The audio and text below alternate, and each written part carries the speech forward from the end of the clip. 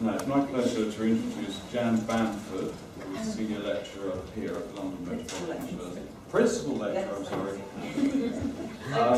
She is Principal Lecturer for Collaborative Links in the Department of Tourism, Transport, Sport and Creative Industries. Her field of research is culture and education and international higher education. She's just completing a PhD at the Institute of Education here. And the title of her presentation is Thalasa, the influence of the landscape of the sea on an island culture. Thank you, Andrew. Good morning, everybody. First of all, I'd like to thank the Cyprus Research Institute for having me, hosting this event, and John and Alicia for inviting me to speak this morning. And I would like to start off by first offering any apologies for making observations about Cypriot culture, when of course I'm not Cypriot myself. So, but I would say that my observations are therefore as an outsider, and hopefully will find some resonance with yourselves this morning. And please do ask questions at the end. And the second apology that I really ought to make to you is this is a sort of embryonic piece of research, obviously is inspired or comes from the notion of the landscape of the sea and the influence that has on cultural nuances, if you like, of a particular nationality. And I think I can speak about that because I did actually grow up by the sea, so in this country, and being an island nation as well, we have some synergies, I think, although obviously quite culturally different, perhaps I can observe. And obviously, Thalasa is a very famous quote. Xenophon's observation of the importance of the sea has threaded its way through not just Greek culture and Cypriot culture, but I think through much literature, James Joyce, and such like, so in English literature as well. Move on. So there is, and I won't go back over some historical context, but of course, within, I think we can make an observation that Cyprus is an island nation as part of a broad category in terms of Greek culture, has been influenced by some of the mainstream Greek myths, the Odyssey, notions of the sea and the importance of the sea, and antiquity, classical culture, and also even within my own culture, spread of Christianity. Cyprus has a prominent place, mentioned in the Bible, in the journeys of St. Paul. So all of those things are, if you like, things we take for granted, but actually the influence and landscape of the sea goes to the very heart of classical civilization, which goes to the very heart of all Western culture, I would argue. So not just important then to an island nation, but important in civilization itself. Culture, I say here, question mark culture, what do we actually mean by culture? So I'm not just talking about classics, I'm not just talking about art, I'm talking about the actual who we are as human beings. And I'm wary of saying this with a philosopher in the room, but the very nature, the way we behave, and communication is defined by culture. Okay? And culture defines communication, vice versa. Mr. Yorgu, in his speech, made reference to globalisation, the importance of Cyprus in terms of location, and the sea takes on part of that importance. So, having an idea or a notion of how we should communicate with each other in this globalised world is actually, I would argue, absolutely crucial, and part of what I do as a teacher here is I try to facilitate understanding between peoples of different cultures, and I think that's actually very fundamentally important, and it starts with understanding your own cultural nuances and modes of behaviour. And I've put a little definition there of what I mean. So accumulated patterns of values, beliefs, behaviours shared by an identifiable group of people with a common history, verbal, and that includes verbal and non-verbal symbols. And I think you could argue the sea is part of that non-verbal symbolisation of cultural identity. aspects of national culture are sometimes very obvious. So, for example, majority of Cypriots, 77% on my latest slide, speak Greek. So that the language of communication is an obvious example of cultural behaviours. But there are also some very subtle aspects to culture, and what Matthews argues a very deep level of cultural conditioning, and I would argue that the landscape of the sea goes to that very deep level of cultural conditioning that perhaps we don't think about on an everyday level. I think it's very timely that we have this conference on the Maritime and Cyprus, and obviously people think about that in terms of shipping. But there's actually much more to the landscape of the sea that influences your everyday behaviours, I would argue. And some of those behaviours are subtle and nuanced and go to a very deep level of cultural shaping that those who are actually embedded in the culture are probably not aware of. So as a British person, there's certain things I know that I do, or I know I do, but I'm not aware that I do them. But as someone coming from another culture will observe that behaviour and say, oh, why do you all do that? And you perhaps don't think about it unless you reflect on it. Okay? And I was thinking about this on the way on the train here, actually, and one of the things that people always talk about, and you think about how does a regional landscape influence the way that people behave. In the urban environment of London, British people, when they're on the train or on the tube, don't talk to each other, and this often disturbs visitors to London. So I would argue that in the same way you can then transplant notions of what the sea landscape is and how that influences behaviour. So the environment contextualises that cultural behaviour. Okay, so I'm just trying to draw the link here between the landscape of the sea and cultural behaviours. One of the things that became very clear when I was starting to look at this is actually the landscape of the sea is often the territory of archaeologists. So I'm actually bridging a gap here in terms of disciplines. Okay, Bender argues that much more interdisciplinary work should be carried out, particularly with regard to landscapes, because they relate to time and space, they relate to cultural behaviours, they relate to economics. And there's three different ways of looking at the environment of nature and the influence of that on culture. Clockholm outlined three different ways of looking at this. One, nature is supreme, and that the climate ascribes distinctive characteristics to a civilization. Most of you are probably familiar with Hippocrates and the way he promulgated that the characteristics of a particular region are dependent on the climate of that region, of the water in that region, of the air in that region. Kay Kanogura had done a piece of work on the island nation of Sri Lanka and the influence of landscape on the island nation of Sri Lanka. And in Sri Lanka, there is a view from civilization that you live in balance with nature, that it's not always controllable, but that you find a way to work with nature. Altman and Cheemers argue there is a timeless mutual relationship with nature and people. And of course the sea brings up images of nature, if you like, acts of God. Those who work in shipping will be very familiar with the term act of God, where there is no control and no insurance claim, basically, for something that has been created that is out of our control.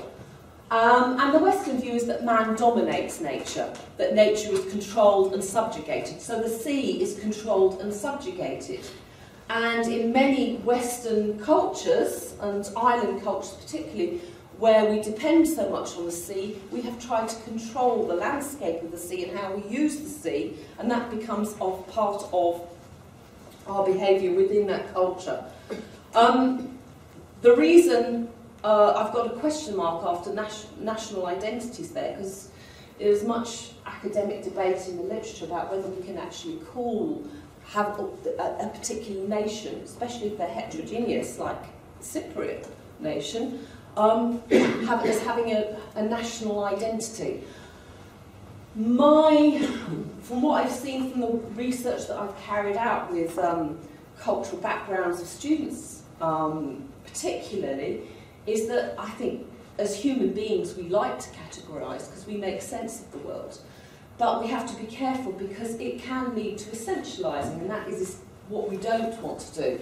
And in terms of arguing this, a way of looking at national identities is to use a constructivist framework and to basically take a theme from that framework and apply it more generally, so that we can see that there are general traits stemming from being all living on an island together, if you like, if you would want to express it in that way. And I think that in my observation, that I can see common threads, common themes, despite the island of Cyprus being made up of different cultural backgrounds, having also been, as we've heard already, subject to invasion, not least of which are some of my compatriots in history, and lot of change. But still, I think you can identify traits of a nation that we can clearly witness within Cypriot culture. Some of that is historical, some of that is the mode of communication, some of that is steeped in religion, the historical context, and basically traits, if you like, of behaviour. Okay, and again, there is a broad category, so these sort of definitions can be regional, or they can actually be narrowed right down to a small island. So how do we see traits evidenced here? In island culture, often, because of the dominance of the sea, we see fatalism. You know, the acknowledgement that not everything is we can subjugate everything to our will. So, and that's evidenced very often in idioms that sailors use, particularly. In very strong religious beliefs, in the presence of mythology, in the notion of island nation being resilient despite the strategic position of an island like Cyprus. The people are resilient. Come what may, you get through it. That is quite evident in the culture. Mediterranean culture itself generally is acknowledged to be collectivistic. Notions of the family and the group are quite important. And that is a kind of common theme for many cultures that come from a hot climate. And also the focus and influence on the sea, and some elements of evidence there. The environment, it's common to Mediterranean cultures, certain eating out, for example, eating close to the sea, going to the sea. The economy and the industry in Cyprus, as we've seen already, is very dependent on the sea. Leisure habits of the islanders are very, again, centred around the sea. And also a strong religious base, 77% of Greek Orthodox. So there's some other minorities there, but just because there are microcultures within a main culture doesn't mean to say that we can't acknowledge the main influencing traits of a particular culture. Now this was interesting because I started to look at the influence of, or I started to look at the traits of Cypriot culture and the influence of the landscape of the sea. Now, of course, you'd be very familiar to all of you. This is a map of your island. But what's interesting here for me, and some maps show this very, very clearly, is you can see hubs of the civilizing areas here, but the roots, and you can dispute if you like, but this is what, for me, is a symbol of the importance of the sea. The roots all go to the sea. So you go from Nicosia to the sea, to the sea, to the sea, to the sea.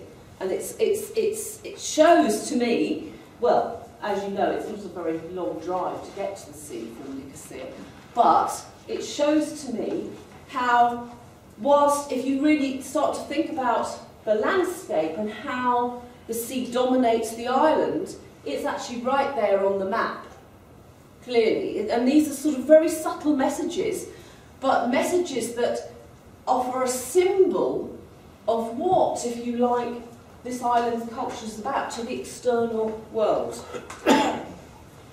So if you want to go anywhere, you have to go to a sea road, if you like. Okay? And there'll be more than this is another image that if you went, what I did was I started to look for images of the sea and culture, a Cypriot culture, and of course Aphrodite is something that comes up quite frequently. This of course is Botticelli's version. But the importance of Aphrodite and that mythological image is deeply ingrained in much of the symbolism of the culture of the island, and comes up frequently in tourist references. And again, when you try to find images of Cyprus, often beautiful beaches, as you will well know, I'm sure, very proud of your island's beauty. But images of beaches are the sort of, if you like, the symbol that's offered to the external world. That's what comes up on the internet.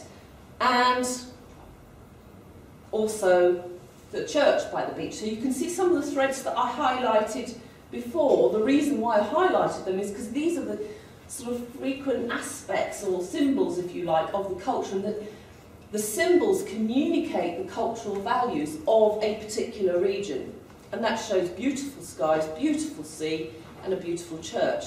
And this is another thing. And I think possibly fishing takes a slightly less obvious image that's portrayed. It's one that comes up, and obviously being an island nation, I grew up, as I said, near the sea.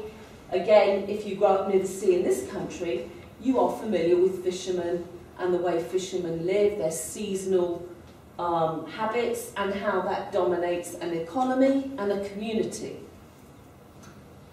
Again, you can see the boats there. People often use boats now for leisure, and you can see leisure boats there as well, but also fishing still being maintained and integrated, and of course that is how the island's economy has survived and worked for so many years.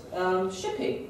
Again, houses placed near the sea, and of course we'll hear more about the shipping industry later, but a vital part of the communications with Cyprus as an island nation. I mean, we only have recently had the aviation industry, so it's been ships that have been the stalwart basis for the communication with the external world for 2,000 odd years. How old was it, the Caribbean?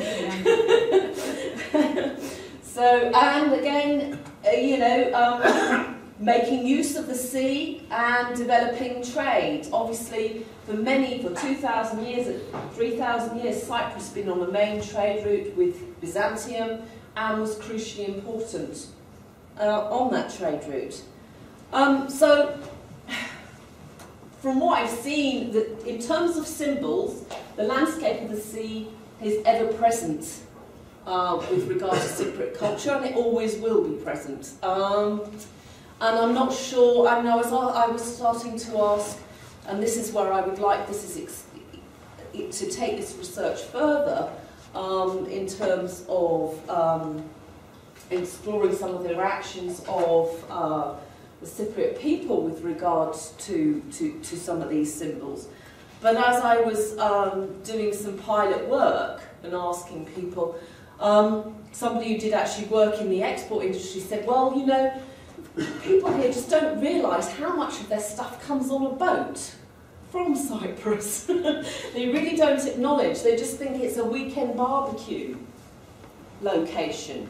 And I think that somehow, sometimes the sea, we do relegate it to just a leisure activity nowadays, and I think the British are probably just as guilty of that as anything else, without perhaps acknowledging how fundamentally important the landscape of the sea is to the way our culture has developed, Cypriot culture has developed, and will go forward.